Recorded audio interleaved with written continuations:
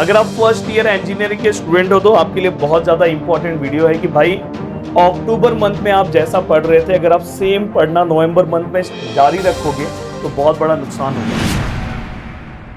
अक्टूबर month में आपके पढ़ने का तरीका अलग था, नवंबर मंथ में पढ़ने का तरीका बिल्कुल अलग रखना होगा दोस्तों। और नवंबर मंथ में आपको बहुत सारी चीजों पे बच के रहना होगा और तो आप आराम से इस पॉइंटर तक पहुंच सकते हो। मैंने बोला कि यूट्यूब पे ऐसे बहुत वीडियोस बनते हैं पर भाई मैंने ये पॉइंटर स्कोर किया है और करवाया भी है। मैंने बोला कि मैंने यूनिवर्सिटी में टॉप किया, उसके बाद मेरे स्टूडेंट को ही मैंने यूनिवर्सिटी में टॉप करवाया है, तो मुझे बहुत सारी चीजें पता है कि भाई हर टाइम पे अपने आप को कैसे चेंज करना होता है।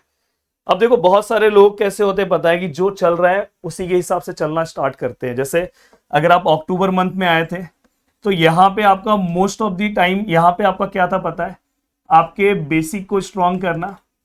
यहाँ पे आपका क्या था पार्ट बेसिक के साथ, यहाँ पे आपका थोड़ा सा फोकस पॉइंट अलग था, यहाँ पे आप थोड़ा सा स्लो जाते तो भी चलता, कोई दिक्कत नहीं है। बट ये जो नवंबर मंथ है ना दोस्तों, नवंबर मंथ यहाँ पे एक इशू क्या है पता है, दिसंबर मंथ में अपने यूनिवर्सिटी के पेपर्स हैं, लगभग सभी यूनिवर्सिटी के पेपर्स दिसंबर मंथ में स्टार्ट हो जाएंगे।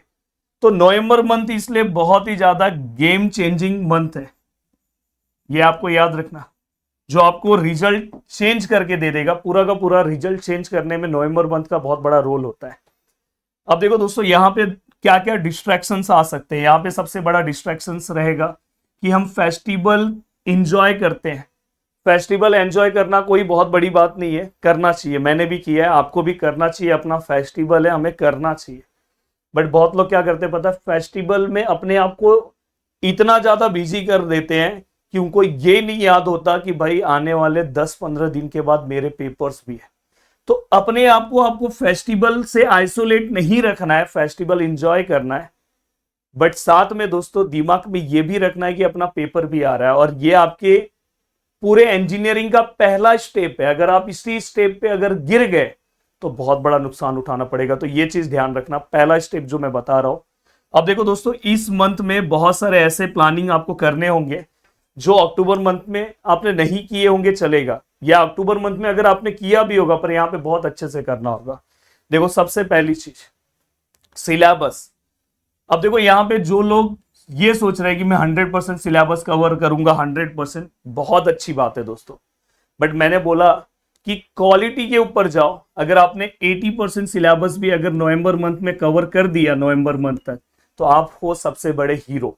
ये चीज हमेशा याद रखना, 20% तो मैं बता दूंगा ऐसे ही कवर हो जाएगा।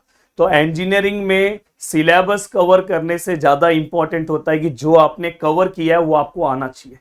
तो आपका टारगेट ये होना चाहिए, मैं सभी स्टूडेंट प्रॉमिस करके मुझे बोलेंगे कि सर हम इस टारगेट को अचीव करेंगे, 80% सिलेबस कम से कम खत्म हो जाना चाहिए। मे बी अगर आपने 100 कर लिया तो बहुत अच्छी बात है।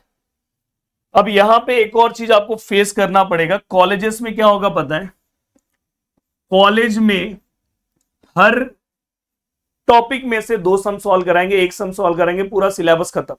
इवन 3 से 4 टॉपिक्स ऐसे होंगे जो पढ़ाएंगे भी नहीं। हम जैसे लोग यूनिट टेस्ट में कॉलेज में पता चला लास्ट के 2 लेसन पढ़ाए ही नहीं, वो 2 करके ही नहीं जाते। आप ऐसी गलती मत करना, ठीक है। आप अपने यूनिट टेस्ट के लिए कॉलेज में जो बताया गया वो आप प्रिपेयर कर लो, बट फाइनल एग्जाम में दोस्तों सब कुछ आएगा, इसलिए बहुत अच्छे से प्रिपेयर होके जाओ। अगर आप देखोगे मैंने इसलिए एप्लीकेशन के ऊपर इतना शानदार मैं लेक्चर्स बना रहा हूं, हर टॉपिक्स में आप जाके देखो। अभी रिसेंटली मैंने मुंबई यूनिवर्सिटी का एप्लीकेशन में हाइपरबोलिक खत्म किया दोस्तों, हाइपरबोलिक इतने सम सॉल्व कराए दोस्तों कि मतलब उनको ना एक भी पीवाईक्यूज पीछे मुड़ के देखना नहीं है, इतना ज्यादा मैंने सम सॉल्व कराया। और अगर आप देखोगे अब एसपीपीयू का अगर आप जाके फर्स्ट लेसन देखो, यूट्यूब का फर्स्ट लेसन देखो, आपको समझेगा कि मैंने कितना काम किया और इतना करना ही पड़ेगा। आप इंजीनियरिंग में हो तो इतना करना होगा।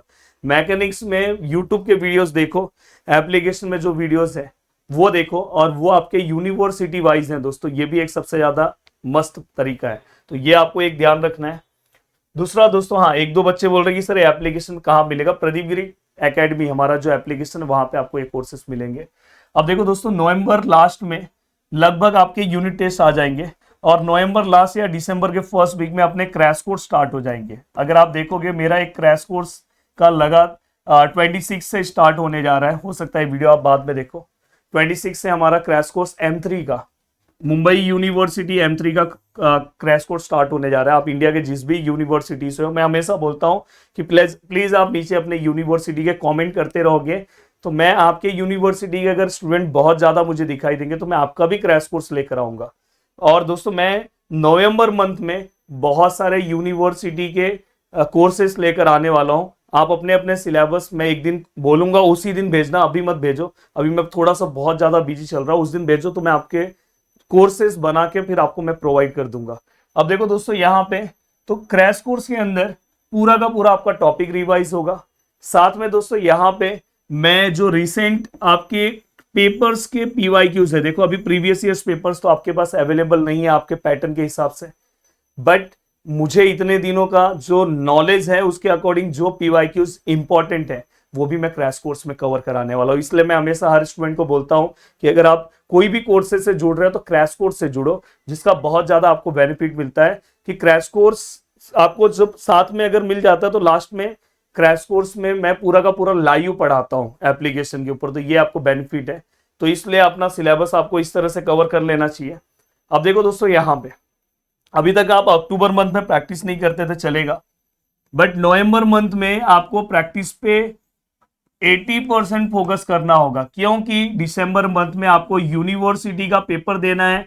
अगर आप प्रैक्टिस नहीं करोगे तो मजा नहीं आएगा। तो ये हमेशा याद रखना कि यूनिवर्सिटी का पेपर देना है तो भाई साथ में सम प्रैक्टिस होना चाहिए। अगर आप सम नहीं प्रैक्टिस करोगे तो, और मैंने बोला कि आप 10 पेपर सॉल्व 15 पेपर सॉल्व करने की जरूरत नहीं है, जितना मैं बताऊंगा बस उतना बस, चाहे आप जिस भी यूनिवर्सिटी से हो इंडिया के, जितना मैं बोलूंगा बस उतनी चीजें आपको कवर करना है, उसके बाहर आपको कुछ नहीं करना है।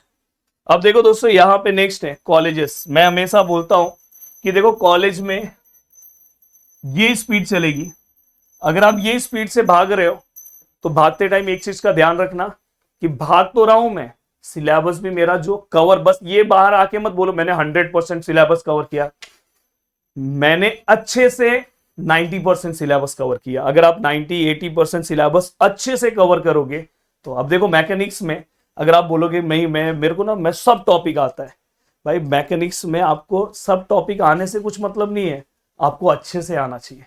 और मैकेनिक्स एक इतना डेंजर सब्जेक्ट है कि अगर आप जब पेपर दे के आओगे ना तो आपको समझेगा। इसलिए मजाक में थोड़ा भी उस सब्जेक्ट को मत लेना, बार बार बोल रहा हूं, पढ़ना स्टार्ट कर दो। कम से कम मैकेनिक्स पूरा का पूरा खत्म करने की कोशिश करो इस मंथ में, और मैकेनिक्स के जो बचे हुए वीडियोस हैं एक लेसन के वो भी इस मंथ में आ जाएगा। अब देखो दोस्तों यहाँ पे नेक्स्ट टारगेट है PYQs, जो मैंने बोला है।